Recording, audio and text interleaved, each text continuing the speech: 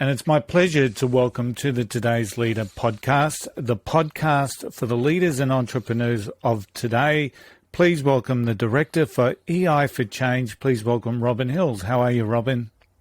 I'm doing great, Tony, and thank you for having me on the show. It's an honour to be here. It's my pleasure. And once again, really excited to speak to you because a lot of the things that you speak to are most definitely needed in the world of leaders today. And if we truly want to build tomorrow's best leaders today, we need to be talking about some of the things that you're going to talk about today.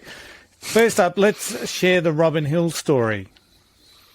Sure. I graduated last century with a degree in biology, and strangely enough, it still forms a part of what I do today in the area of working with leaders and working with emotional intelligence, which is my specialist subject.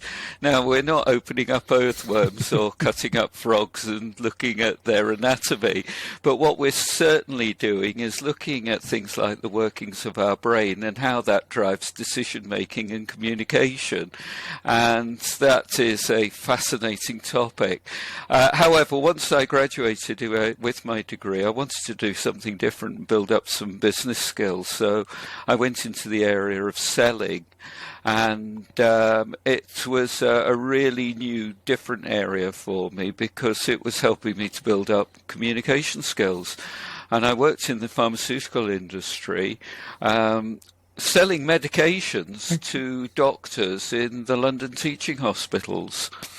So that's where that career took me. And it was during that time I found that I could positively engage with some doctors very, very well. Yeah. And no matter how much I tried to positively engage with other doctors, it just didn't happen. Yeah. At the time, nobody could really explain why that was. And it wasn't until Daniel Goleman published his books on emotional intelligence in the mid-90s that I became aware that it was emotional intelligence. It's how they were emotionally engaging with their environment and with me. Now, I then moved up to the northwest of England to take up a leadership and management role. And after a few role changes and role redundancies, I set my own business up really to specialise in people development, communication and emotional intelligence.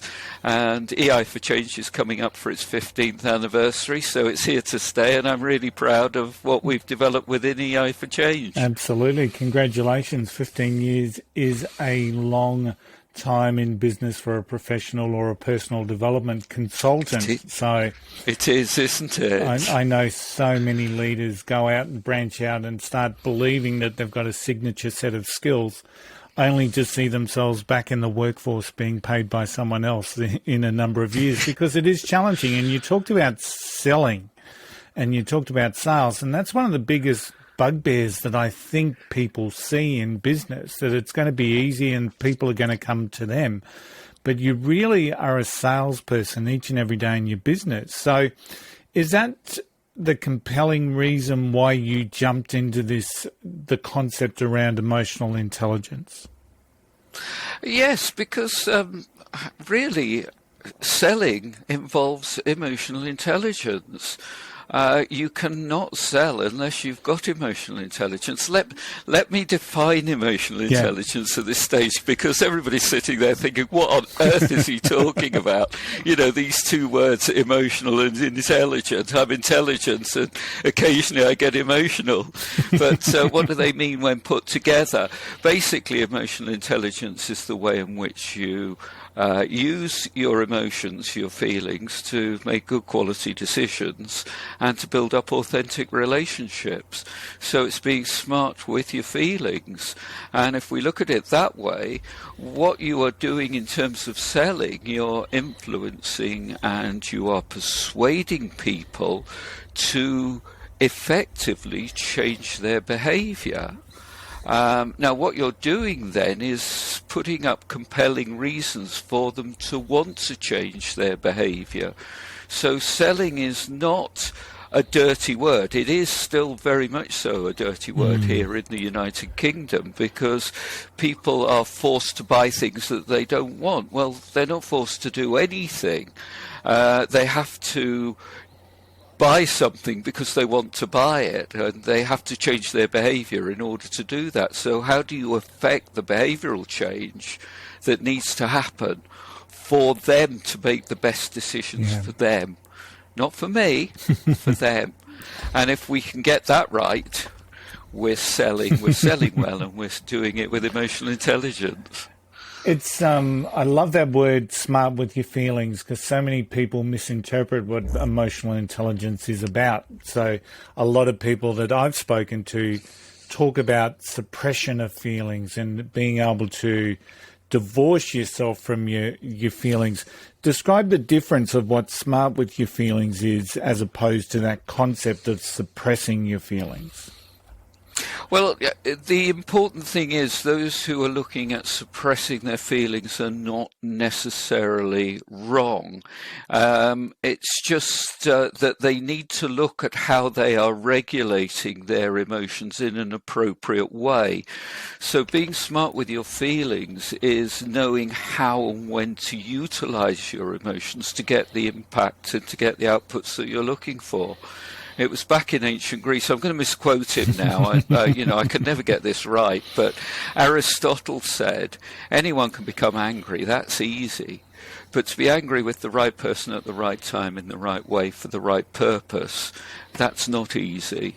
And I think if we take the essence of that, it's if somebody has caused you to be angry, you need to deal with it. Yeah. And in an emotionally intelligent way, you need to go along to that person and say, this is unacceptable. You have transgressed some of my core values here.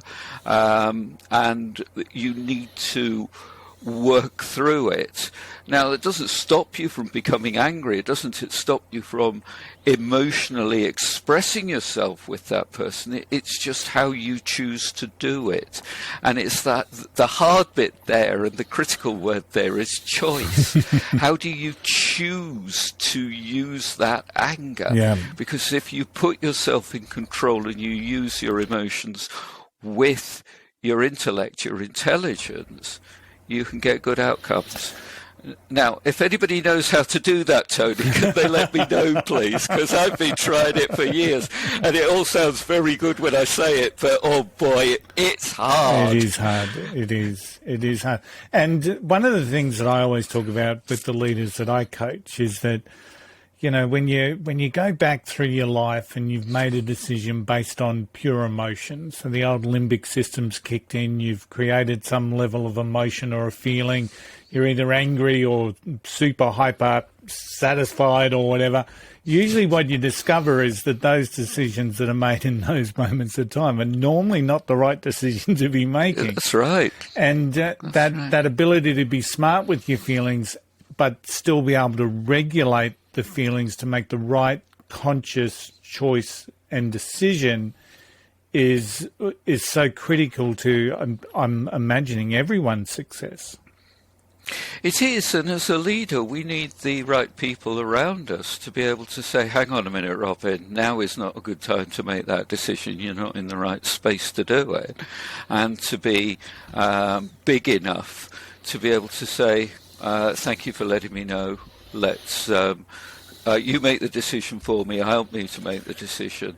Now, again, I can say that very, very calmly and collectedly in this particular moment, and in the heat of the moment, it is incredibly difficult. But if you've got good people around you as a leader, then you'll be able to make better decisions. And those leaders who just surround themselves with yes people who are going to comply to the leader's every whim, then it's not good leadership, I'm afraid. No, and ultimately not going to get good outcomes.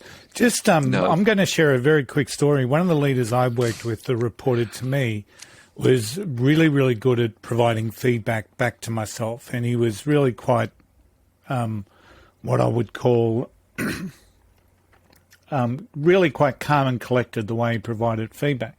But there was a number of instances there over maybe a 2-week period where maybe my response to the feedback wasn't as great as what it should have been. So, and the quality of him as a person that reported to me was outstanding, because we had a conversation in relation to how are we going to do this. You talk about wanting feedback all the time, but the last couple of times I've given you feedback, you haven't been responsive to it. You've reacted to it.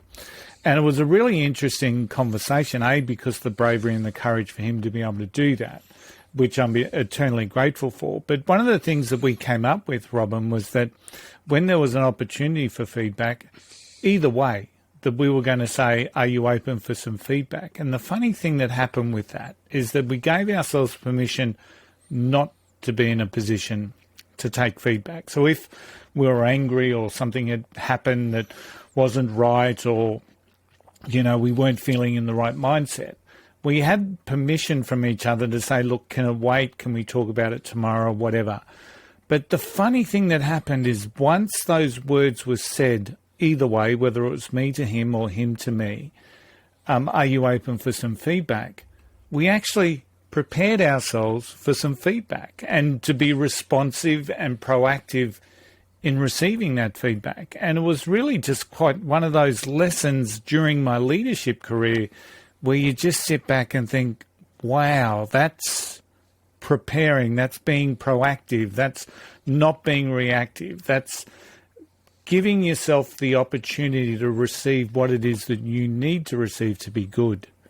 So, I just thought I'd share that. So, thank you for sharing that. I think to add on to that, when we are preparing ourselves for feedback, more often than not, we're preparing ourselves for some kind of criticism, some kind of feedback around our behaviour that has had a negative impact on other people. And I think a good leader also shares positive feedback as well.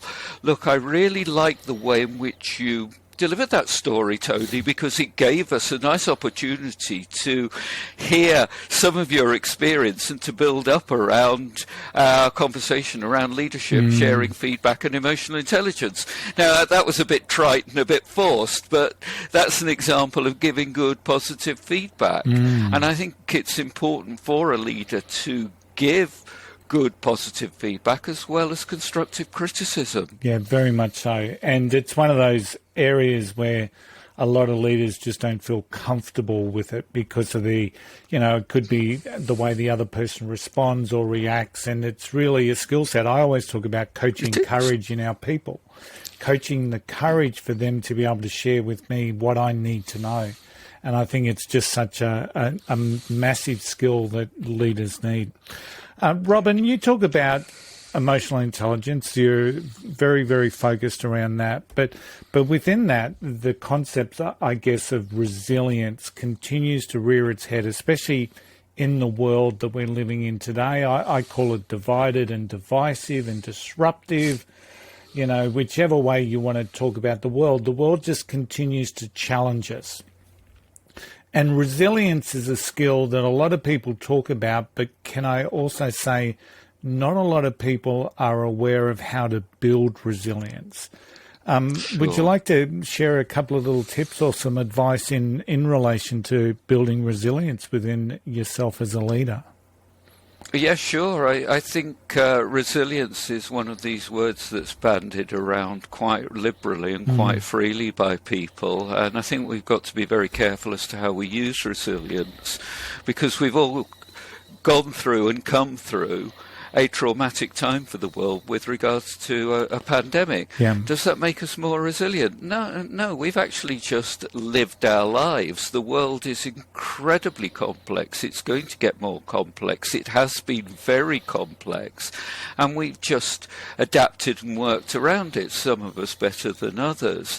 And I think the key core component of resilience is not to look at it as bouncing back or going back to how things were. It's actually living, growing and developing through adverse situations. So my view on resilience is that it's threefold. It's having a very positive focus, knowing that life is meaningful, but having an optimistic reality about situations. Okay. Well, this is just the way it is. This is how it is. I don't necessarily like it, but I've got to put up with it. So what do? Life is meaningful. Life is good. I can enjoy this. And it's having the flexibility and the creativity to adapt around it and to do things in a slightly different way and to grow through it. So it's not being resistant to any changes. Oh, woe is me, I wish it was like it was in 2018. Yeah. We could go anywhere in the world, we could do what we like. Life was tough then. Yeah. People were talking about resilience then. Well, look at then and now and just say, well, what does resilience mean? Forget bouncing back. The world has changed. We go through it. We don't necessarily like what we've gone through. We don't necessarily like what we've done going through it. But what have we learned through that? What can we do better? How can we grow and become the best person that we can possibly be in that situation, in these circumstances? So it's about growing through as opposed to just... I'm just trying to picture it because I would be aware that there would be some people who are still probably just sitting in their homes waiting for COVID to be over. And they've probably sat in their room or they're watching telly for 2 years or whatever the case may be. And at one stage, they're going to feel comfortable enough to come out and they're going to say, COVID's over, I'm safe. And I guess what you've just painted a picture is the people that are out there living through this, growing through this, and coming out of this pretty much fundamentally living their own lives, but getting better and stronger as they go. Have I read that right? Oh yes, that's what I would say. It is when you were describing somebody sitting in their room waiting for COVID to come over, you've actually just described my mother actually absolutely perfectly. And I'm saying to her, I live 250 miles away from her, so a lot of the conversations that we have are over Zoom and over the telephone. Wow. So not the best medium to have conversations. And I'm saying to her, oh Mum, I'd like to be able to do this and we can do that and let's plan this. And she keeps saying, oh no, let's wait until COVID's over, let's wait until COVID's over. And she needed a hip replacement. And unfortunately she kept putting it off and let's wait until COVID's over. And the hospital kept putting it off and putting it off for various reasons as well. And there was a complete breakdown of communication, which I think was very two-sided. I mean, poor Mum was playing the victim here, and to a certain extent she was, and it's kind of fueled this. Let's wait until COVID has gone before we do anything. Fortunately for her, the pain got so intense the hospital decided to do something. So it actually kind of proved to me, look, just get on with your life, make the decisions you need to make, push if necessarily, push and push hard in order to get what it is that you need to do. And don't wait until COVID goes, because at what point is that going to happen? And I think the other important thing here to say, Tony, and this I think is quite serious. Look, if anybody is suffering through their mental health within all of this, it is right and it is important for them to seek professional advice and not to feel a failure because they are doing that. Get to talk to somebody. It might be that you just need a few molecules of pharmacological intervention in order to take you over a rough period to get your brain back on course to work in a more effective way. So there is nothing to be ashamed of if you need to do that. And I think a lot of people do not do that because of the stigma around it. Yeah, it's a really interesting and a very important conversation to be having in so many ways, Robin. One of the cities here in Australia, Melbourne, has been the most locked down city in the world, and I know so many people, and one of the gentlemen that I know, he's a musician. We actually started a podcast purely because of the fact, and it's a podcast about music, that we do on a Thursday night, purely because of that. He then had something to look forward to. Yeah. Outside of that, it was just locked down in the house, not much to do. He works in the airlines, so there wasn't a lot of airplane traffic flying around, so there was no work for him. So mentally, he was really struggling. And so we started doing this podcast, and we just sit there and talk about music, and it's a whole lot of fun, but it gave him something to look forward to during the week, and it's turning out to be quite a really good podcast as well. So it's absolutely relevant. Are we all born with resilience? Is that something that we all naturally have, or is it something that we've got to develop? I think it's a bit of both. I think to a certain extent we have a genetic disposition that enables us to engage with an environment.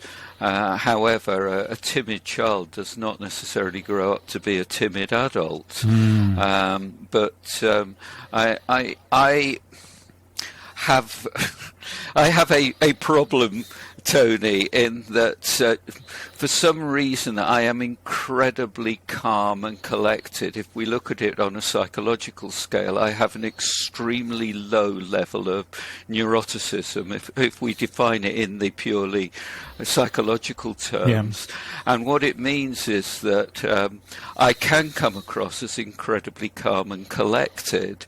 And now most people seem to panic in situations at the smallest thing, and I can remain fairly calm and collected through that. Now, it has been a problem for me over the years, because whenever I do a psychometric assessment, that comes out. Yeah. And I'm well aware of it. And people, well, particularly when I was going for jobs in my 20s and 30s, and I would go along for an interview. And of course, it's an incredibly stressful situation going along for an interview. And the people who were interviewing me either had a psychological profile there, or they could pick up on this calmness.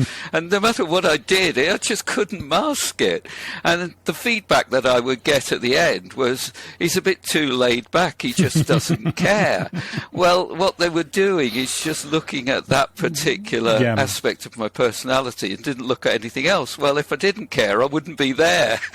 So it's, how do you make me care? Because how do you give me the passion behind what it is that I need to do? Because I can drum up that passion, but if you're supporting it, then we've got a good working relationship. And I think a lot of leaders didn't pick up on that bit. But to go back to what you were saying, there we have my genetic disposition towards this calmness. And what I've got to do is to learn to adapt around the environment in order to utilize it. Yeah. Now, I know that there are going to be people way beyond me on that psychological scale of neuroticism, and I've just got to help and support them to work with it in a positive way. Somebody at the opposite end of the spectrum with very, very, very high levels of neuroticism, I've got to feel empathetic towards them and try and help them to just gain the control that they need in the circumstances that they find themselves in, and they will find it incredibly difficult just simply because it's the neuroticism that is driving them in the psychological sense of the terms and in the social sense of the term as well. So do you find yourself in times of chaos and crisis being called upon to lead because of that calmness? To a certain extent, yes, I do. But how would I react if I was sailing on the Titanic? I don't know, and I never hope. I hope I never am in a situation to find out. But I must say, in certain situations where there are crises and emergencies, I have noticed my tendency to stand back and let the people who are panicking do the leading and make the decisions for me, just simply because they are putting themselves into some level of control. So, to answer your question, I think that can be a little bit of a detriment to me in leadership situations in terms of crises, because he who shouts loudest, let him get on with it. If it's important to him, let him sort it out, and I'll come and pick up the mess afterwards. Yeah. So, Robin, who has inspired you in your leadership journey? Well, I've often used this particular person as an example of inspiration, and it's quite a strange example in many ways, but it's a very true example, and that's David Bowie, the artist and singer. I followed his career from my teenage and enjoyed what he was doing through the 20s and 30s. And then things didn't quite go so well for him in many ways, but it didn't faze him. He just adapted and changed and remained true to what he felt was appropriate. And society and the world didn't necessarily conform to some of his outputs, but he maintained a focus on creativity and artistic achievement, and had done some wonderful things over his lifetime. And how he prepared himself for his death, and how he was able to do that without the media eye, and how he actually managed to speak to people through that traumatic period in his life to leave us with something of real value, with good quality hidden messages within that, positive messages of support, I think is absolutely wonderful. He's also a great collaborator. I mean, I really took to his music in the 70s because it was great, it was different. But then what he did is he collaborated with so many different musicians from so many different musical spheres. People I really didn't necessarily like musically, but it actually challenged me to actually listen to it and think, there's something good within this. So he's taken me away from the mainstream around what I was enjoying to say, look, here's something different. It's a piece of art. Some of it, really good. Some of it, I think, okay. But there's quality there, whatever it is. There's quality, and it's done for the right reasons, and it's done with the right values. You are the very first leader that I've spoken to that has cited David Bowie as an inspiration. But you've summed it up so well. He was such a chameleon with his work, and there was always constant shifts and amazing. And he, unfortunately, his passing was felt by so many people. So I still think about the friends of mine who were deeply impacted by Bowie's passing. So a great story, Robin. That was awesome. So tell me another thing. So the podcast is called Today's Leader. We're obviously looking to build tomorrow's best leaders today, get them working on what it is that they need to be doing. What are the traits that you see from, potentially great leaders in the past have a number of traits, and you could almost visualize what some of those great leaders would look like? Are they the same traits that leaders need today, or is there a new skill set that we need? I think we're going into a new paradigm, and I think the leaders, when I started my career, were very militaristic. It was command and control. Yeah. The leader would tell people what to do, and they would go away and work towards getting those outcomes. And I think nowadays we are looking towards a new paradigm of leadership. I think the pandemic has thrown it into a sharper focus. And I think also, behind the scenes, artificial intelligence is throwing it into a sharper focus.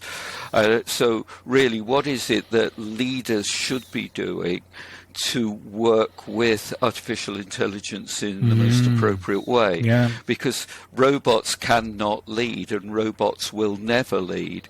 So to answer your question, and to do it incredibly simply, what leaders need to do is to learn to become a lot more empathetic. Yeah. Now, that's not sympathetic. It's understanding things from people's perspective, seeing it from their viewpoints, asking the right questions. So the trait there, the skill set there is coaching. And the other skill sets are incredibly simple, but very, very difficult to do, to truly listen. And then to go back to part of our earlier conversation, it's saying please and saying thank you. Yeah. And if you can't do anything else, just say please at the end of a sentence, even if it pains you and it's stuck in your esophagus, just spit it out. And also say thank you. Those two things will help you to grow as a leader in a remarkable way. Yeah. You just need to learn to do it. Now, these are things that robots cannot and will never be able to do. Yeah. So if we focus on those four things, if I can sum them up in four ways: learn empathy, or learn to be more empathetic, learn how to listen, to truly listen, coach, and to show appreciation with pleases and thank yous. And once again, it's just one of those things that sounds so right, and in many ways very, very simple. But I can imagine there's some leaders out there that are just going, "What? You want me to say thank you?" So people are paid to do a job. Yeah. I don't expect them to come to me for a please or a thank you. No, that's not leadership. That's robotic management. Yeah, very much so. Hey, Robin, tell me about your relationship with failure. The thing is, we all are going to make mistakes. We're all going to fall over. We all need to pick ourselves up and dust ourselves down. I don't want to use the word failure because, for me, failure means let's give up. To me, that is failure. Yeah. And I think learning from mistakes and just knowing that there are going to be times when we'll say the wrong thing, we'll say do the wrong thing. It's not done for the wrong reasons. It's done for the right reasons. It just doesn't work. So how do you learn through that situation? How do you say sorry? And how do you move on from it? And how do you utilize the emotional environment that you find yourself in to grow and develop as a leader? I think if you give up, if you completely fail, in my definition of the word, you've got no resilience. Yeah, gotcha. What's the book that's had the most impact on you? Well, I think there are lots of books. I'm forever dibbling into management books and getting nuggets of wisdom from there. I go back to things like the Stephen Covey book, The 7 Habits of Highly Effective People. I go back to Daniel Goldman's books and dip into them every so often. They're not very readable books, but there's some good stuff in there. And I think if I was just to take those two books and work through those books and live by those two books, I've got a lifetime ahead of me. Yeah. But then there are books like The Emotional Brain by Richard Davidson, which is a very, very good book looking at emotions. And there are a whole host of new books coming on. Just go out there, read, enjoy, immerse yourselves in the ideas behind them. Do you agree with the ideas? Can you learn something from it? Great. Do you not agree with the idea? Do you think the person is talking rubbish? Great. Why do you think that? What are you learning through that situation? Are you bored? What's making you bored? Is it getting you angry? Why is it making you angry? And if it really is not working for you, don't bother reading it. Move on. Get another book. Yeah. Yeah. I felt like I was in a coaching session then, Robin. So. No, that wasn't my intention, Tony, at all.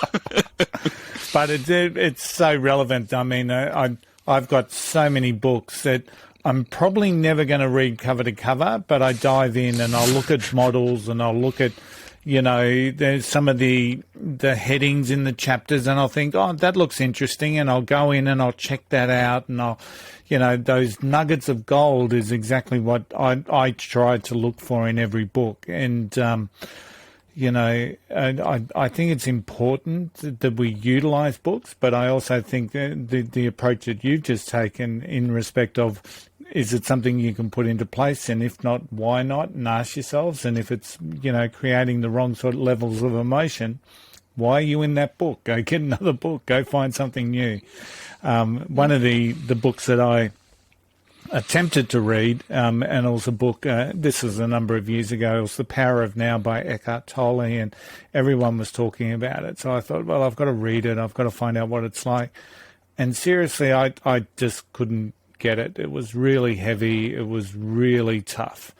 And it sits in my bookcase, and one day when I'm ready, I'll probably pull it back out. But I just couldn't get past chapter 3. So sometimes a book's not meant for you at that particular time in life. And it might be the way in which the book has been written. As I said to you, Daniel Goldman's books are very, very good books. I don't think they're written particularly well, and I don't think the relationship that perhaps he had with his publisher was good enough for them to have the conversation to say, well, this isn't very readable, but there's good stuff in there. The issue that I've got is around the sentence construction, the way in which the sentences are formulated. They just don't flow in the way in which my mind flows. So there's a bit...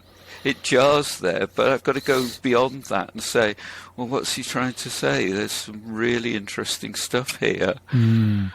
So, Robin, what's the vision for you over the next couple of years?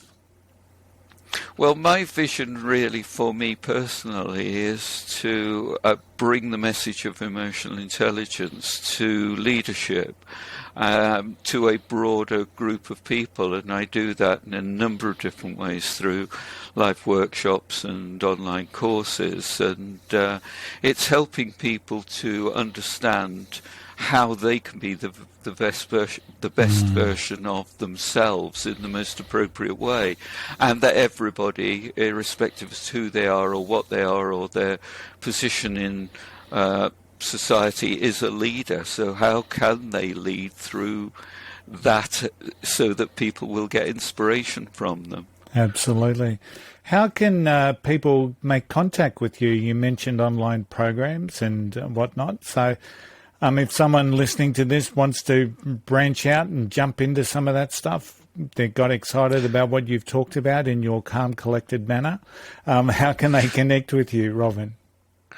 Well, if they go to eiforchange.com, there is a whole range of different resources around emotional intelligence, not least of which there'll be this podcast to be able to listen to as well at some point. There are videos, there's a free resource to download. It will link through to the courses if you're interested in taking one of my courses, or you can go to courses.eiforchange.info. Now that 4 is a number 4, EI for change. Or you can contact me by email. I'm more than happy to open up conversations with people. Robin, Robin, at EI4Change. That's the number 4, change.com. Excellent. Now, I've got a really tough one for the last question, and this is something that I've been asked and I certainly haven't been able to answer it. So is it EI or is it EQ?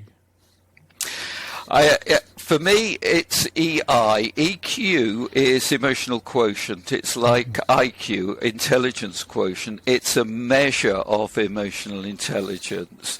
So EQ for me is all those components of emotional intelligence that you can measure. You can measure self-awareness, you can measure self-regulation, you can measure empathy, you can measure social skills, capabilities, decision-making, stress management. So it's very broad. But for me, EI is even broader. It takes into consideration those things that you can't measure. Things like attitude, things like motivation, things like biases, unconscious biases. Those are the sort of things that we're just not aware of. So EI for me is a lot broader. EQ is broad enough, and EQ is good enough, and that is emotional intelligence. But for me, it's those parts of emotional intelligence that you can measure. Absolutely. Well, thank you, Robin. It's been a fascinating conversation. I love emotional intelligence, and one of the other business coaches in my network recently told me, he said, I think emotional intelligence is done. Everyone's over with it. I said, truly? You really think that? If he thinks that, he's not being emotionally intelligent. Absolutely. Robin, thank you so much for investing your time today in today's leaders. I really do appreciate you. Thank you, Tony. It's been a pleasure.